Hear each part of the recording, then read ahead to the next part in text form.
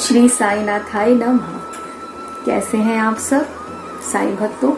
आप सभी साईं परिवार को मेरी ओर से ओम साई राम, जय साई राम। आशा करती हूँ आप भी बहुत अच्छे होंगे। बाबा की कृपा आपके ऊपर भी बरस रही होगी। तो आइए आज हम बात करते हैं कि बाबा शिरडी में पहली बार कैसे आए थे। बाबा को पहली बार किसने देखा था?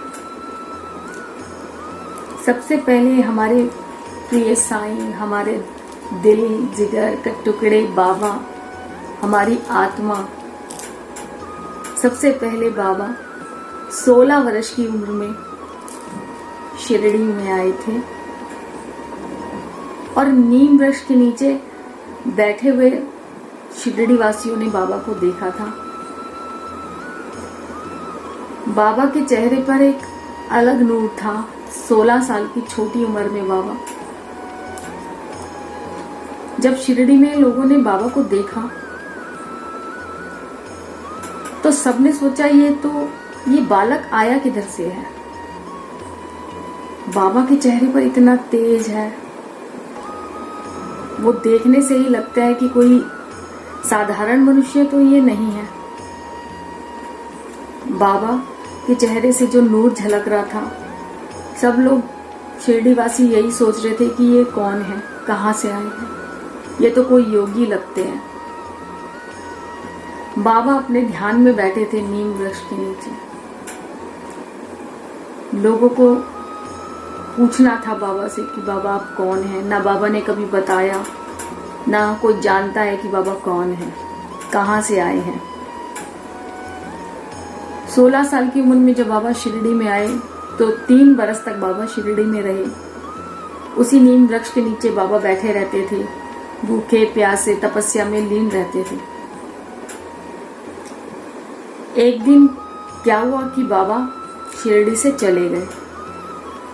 3 साल बाद शिरडी से बाबा चले गए और शिरडी वासियों को उनसे जितना लगाव हो गया था, बहुत लगाव हो गया था उनसे। बाबा में एक अट्रैक्शन था जो सबको अपनी ओर खींचता था।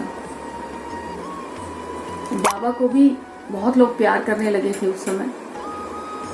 बाबा को वो लोग ढूंढने लगे कि साईनाथ कहाँ चले गए। उस समय बाबा का नाम साईं किसी कोई नहीं जानता था कि बाबा साईं नाम से जाने जाएंगे। बस योगी कहा करते थे बाबा। 3 साल बाद बाबा एक बारात के साथ शिरडी में लौटे। एक बार चांद पाटिल नाम के शख्स, अब जिनकी घोड़ी खो गई थी, उसको ढूंढ रहे थे। जंगल जंगल भटक रहे थे, यहाँ वहां शिरडी में, जहां भी उनको शिरडी राहता नीम गांव, पूरे जंगलों में वो अपनी घोड़ी को ढूंढते फिर रहे थे। तो बाबा उनको एक आम के वृक्ष के नीचे बैठे दिखाई दिए।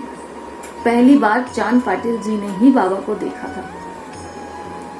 चांद पाटिल एक मुस्लिम व्यक्ति थे।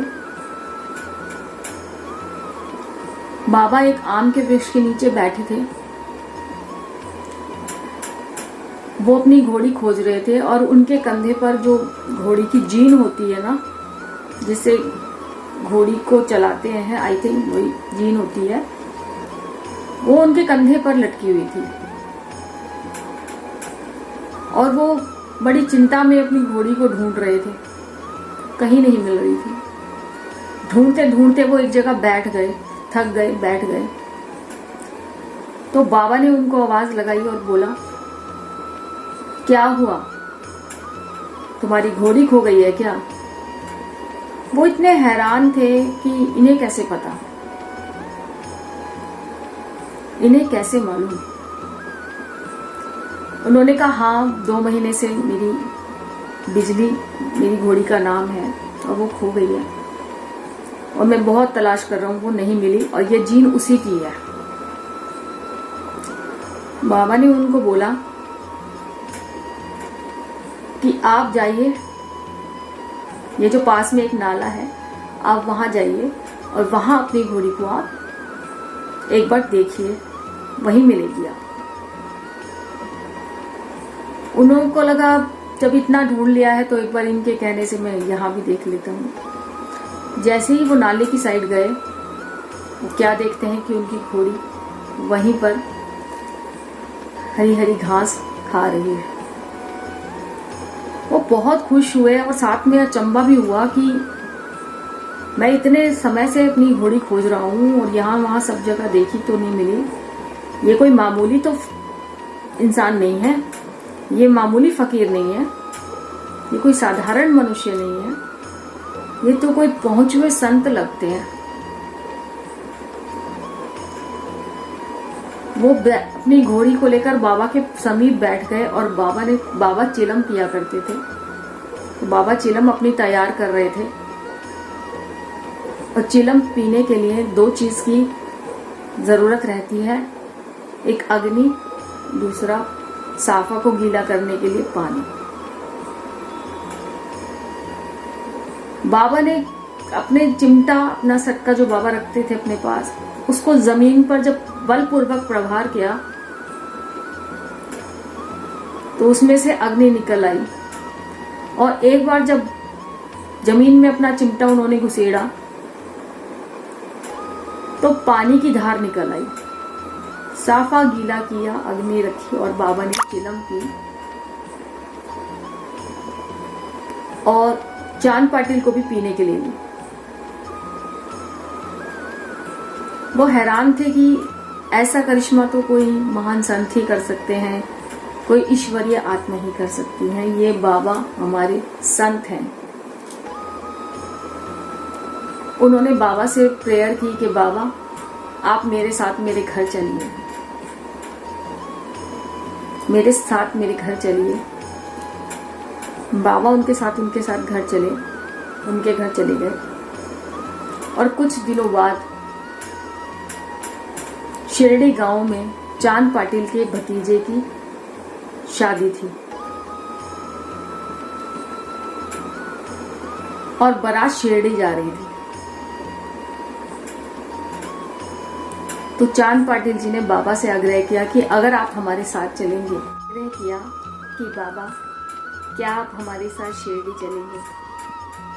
अगर आप हमारे साथ शिरडी चलेंगे तो हमारे इससे ज्यादा भाग्य और अच्छा नहीं हो सकता कि आप खुद हमारे साथ बारात में शिरडी चलें। यह हमारे लिए परम सौभाग्य की बात होगी। बाबा जानते थे कि बाबा को शिरडी ही बाबा का कर्म भूमि है और बाबा तैयार हो गए शिरडी शादी में जाने के लिए। और साईनाथ इस तरह शिरडी पहुंचे चांद पाटिल की बारात के साथ। साईं भक्तों, बाबा हमारे जीवन में भी बहुत खुशियां लेकर आए हैं। बाबा पे दृढ़ विश्वास अगर है तो आप ये सोच लेना कि कोई दुख आपके जीवन में नहीं आ सकता। बाबा के अनमोल वचन है, दो श्रद्धा सबूरी। हमें बाबा पे श्रद्धा रखनी है, अपना विश्वास कभी भी नहीं गिराना। समय कोई कैसा भी हो, बाबा संभाल लेंगे।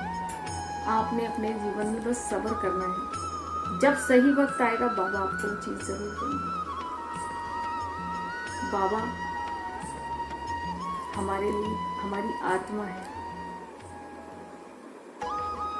आत्मा से दूर तो शरीर नहीं रह सकता।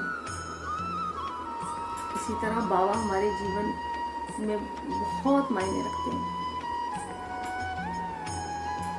साईनाथ शिरडी आए और शिरडी को धन्य किया बाबा ने। और हम भक्तों को भी बाबा की चरण रज मिले, हम भी धन्य हो गए। शिरडी जाना एक अलग अनुभव है, अलग अनुभूति है। इसको तो बस वही समझ सकता है जो शिरडी गया है। जब एक बार बाबा हाथ पकड़ लेते हैं तो बाबा मेरे साईनाथ कभी नहीं छोड़ते। मैं भी अब बाबा के चरणों में रहना है, उस बाबा की चरण रज में रजना है जो बाबा शिरडी में घुमा करते थे, फिरा करते थे। शिरडी में जो चमत्कार है ना बाबा का, जो बाबा की खुशबू है, जो बाबा का एहसास है। पल पल पे ऐसा लगता है बाबा यहाँ है, बाबा यहाँ है, बाबा उधर से आए हैं, बाबा इधर से आए हैं। मुझे तो हमेशा यही एहसास रहता है बाबा का। मुझे नहीं पता था कि इस जन्म में मेरा इतना खूबसूरत किस्मत है कि मुझे बाबा के चरणों की सेवा मिलेगी। और हमेशा बाबा से मैं यही चाहती हूँ, बाबा हमेशा अपने संग रखना, बाबा हमेशा अपने चरणों में स्थान देना बाबा। हे साईनाथ, आपने इस जीवन में आके ये जिंदगी और भी खूबसूरत बना दी है बाबा। आपके बिना एक पल नहीं रह सकते। साईं भक्तों, आप भी शिरडी जाइए, बाबा आपको भी बुला रहे हैं। जाइए उस जन्नत में जाइए जहाँ खुद साईनाथ घूमा करते थे, फिरा करते थे, बैठा करते। यह है साईं के शिरडी आने की एक छोटी सी कहानी। कुछ भी कही आप, कहानी, कथा या कुछ भी बाबा का परिचय जो मैं जानती थी वो मैंने आपको बताया। अगर कोई भूल चूक है तो मैं आप सबसे क्षमा चाहूँगी। तो अपने साईं को अपने हृदय में बिठा के और बाकी मिरेकल्स के साथ मैं अगली वीडियो में आऊँगी। ओम साईं राम, जय साईं।